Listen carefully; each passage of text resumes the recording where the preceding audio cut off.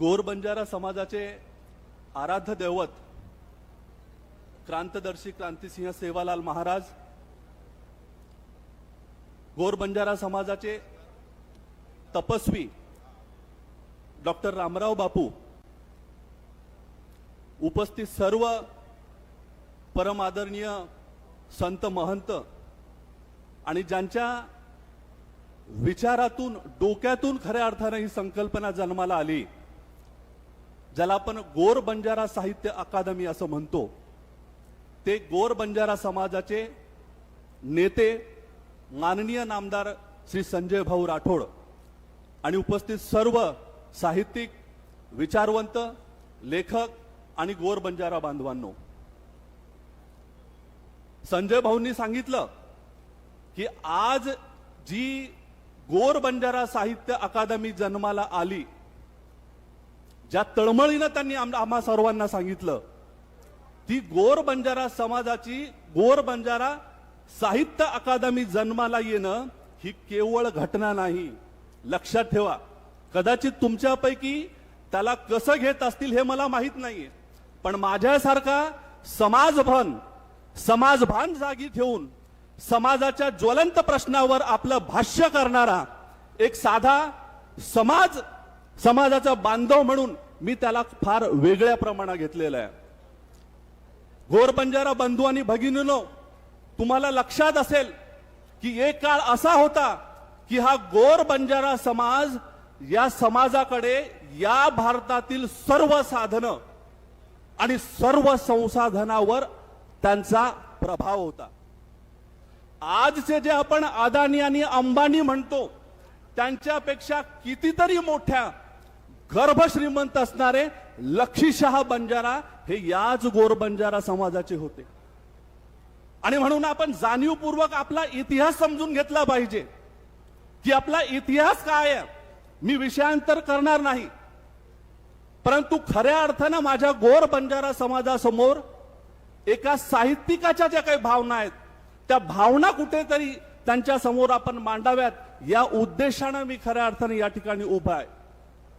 मला माहित आहे, तुम्हाला कदाचित माहित असेल, ब्रिटिश येण्यापूर्वी त्यांनी इथल्या आदिवासी गोर बंजारा विरोधात एक षडयंत्र रचलं. षडयंत्र हे होतं की जसं आता भाऊंनी सांगितलं की गोर बंजारा साहित्य अकादमी याची निर्मिती ही साधी घटना नाही. मला असं वाटतं की आज घडीला गोर बंजारा समाजाचं जे काही आयुर्मान आहे, या गोर बंजारा साहित्य अकादमीच्या माध्यमातून ते 1000 वर्षांनी वाढलं. 1000 वर्षांनी गोर बंजारा समाजाच्या साहित्याचं आयुर्मान हे वाढलं, त्याचं वय वाढलं, कारण साहित्यामध्ये एवढी ताकद असते. तुम्हाला सांगतो, आपण इतिहास वाचत नाही, परंतु इतिहासात मी ज्यावेळेस डोकावून पाहतो, मला काही गोष्टी लक्षात आल्या. ज्या ब्रिटिशांनी आमच्यावर राज्य केलं, त्यापूर्वी त्यांनी साहित्याच्या माध्यमातून आमच्या आदिवासी गोर बंजारा जमातीवर षडयंत्र रचले. काय केलं त्यांनी? तुम्हाला माहित असेल, एक फिलिप मेडोज टेलर नावाचा एक ब्रिटिशकालीन एक लेखक होता. त्यांनी एका अट्टल गुन्हेगारांना पकडलं आणि त्याच्याकडून लिहून घेतलं आणि ते लिखित स्वरूपात त्यांनी ते कन्फेशन ऑफ थग, जे 1839 मध्ये त्यांनी ते प्रकाशित केलं.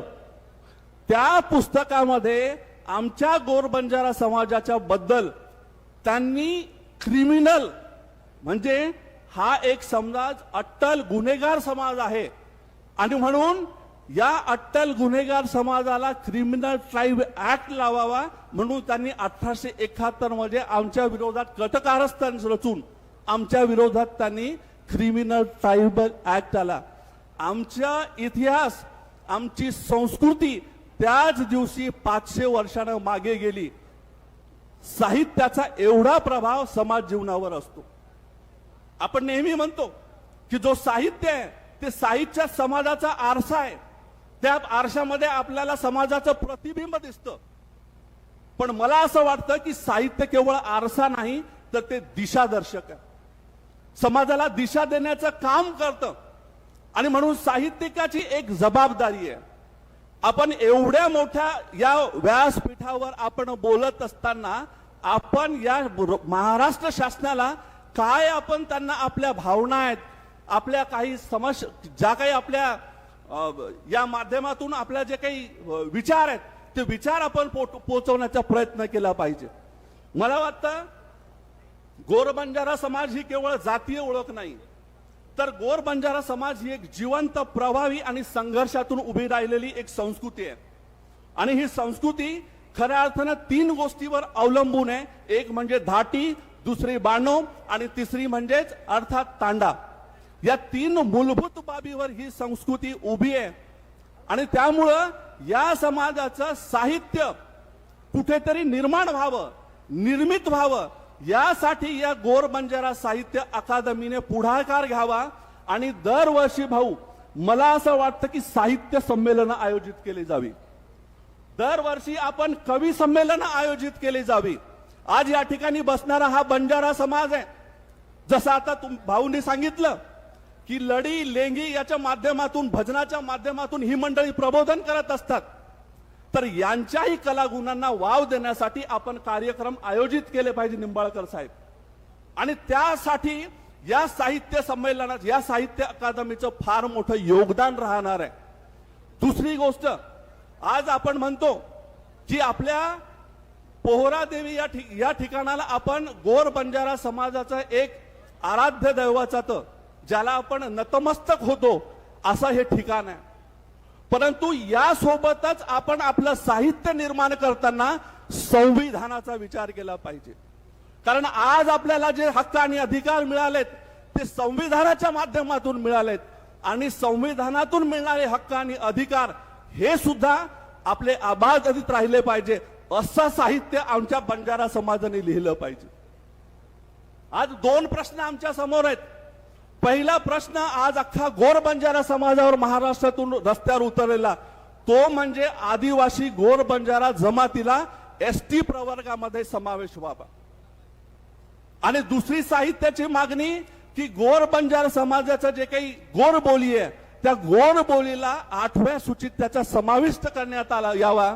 ह्या 2 बाबी जर तुम्ही प्रामुख्याने गोर बंजारा साहित्य संमेलन, साहित्य अकादमीला जर तुम्ही एक त्याचा समन्वय पाहिला तर मला असं वाटतं साहित्य लिहिताना या सगळ्या गोष्टीचा आपण विचार केला पाहिजे. असं होऊ नये की आपल्या हक्क आणि अधिकारावर आपणच आपल्या साहित्याच्या माध्यमातून कुठेतरी गदा आणतो काय, असं साहित्य कृपया आमच्या साहित्यिकांनी, लेखकांनी लिहू नये. आणि त्याच्यासाठी म्हणून राज्य शासनाने नियमित दरवर्षी साहित्य संमेलन, कवी संमेलन आणि त्याचसोबतच आमचे जे काही हे जे काही मंडळी बसलेले त्यांच्या कलागुणांना वाव मिळवून देण्यासाठी असे कार्यक्रम आयोजित करावे, जेणेकरून खऱ्या अर्थानं या साहित्य अकादमीचं जे काही कारण आहे ते. आणि दुसरी गोष्ट, मी आदरणीय आपले सर्वांचे नेते माननीय नामदार श्री संजय भाऊ राठोड यांचे मनापासून आभार मानतो. आभार यासाठी की गोर बंजारा साहित्य अकादमी, मी पुन्हा सांगतो, ही साधी घटना नाही. गोर बंजारा समाजाच्या गोर बोलीचं आयुर्मान हे किमान 1000 वर्ष टिकणार आहे.